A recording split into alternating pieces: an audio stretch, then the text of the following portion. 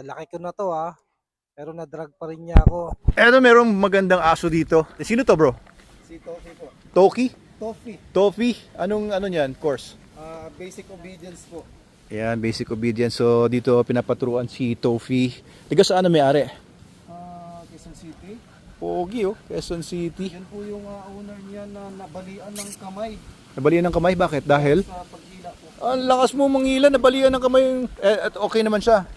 Masyado siyang playful, as in sobrang lakas niya pagka meron siya nakikitang pusa, meron siya nakikitang other triggers like kapwa niya aso, hahabulin talaga niya. Minsan sa paglalakad namin, syempre hindi kami aware, hindi kami talagang madadrag niya kami. Actually, ito na nga, nangyari na ngayong kinatatakutan, na-drag niya ako, sa laki ko na to pero na-drag pa rin niya ako.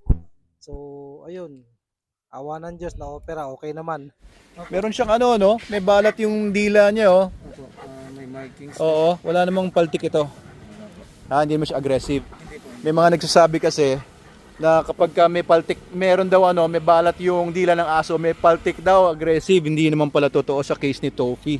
Mabait po siya, friendly. Mabait, Sa lahat po. friendly sa lahat. Ilang araw na siya nandito? Wala pang 1 week po. Wala pang 1 week.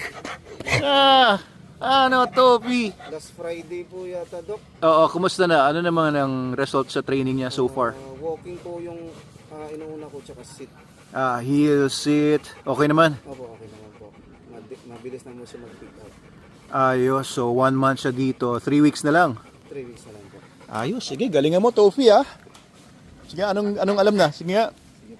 Video po ako. Heel. Nagbe-video rin kayo? Update din po ako sa client. Para sa update sa client. So kapag ka nagpa-train kayo ng aso dito, ay lagi may update sa inyo ang ating mga trainers via video. Yan ang ginagawa ni Sir sa touring ngayon ang isa sa ating mga trainers. Very good. So yan pala ang alam ni Toffee.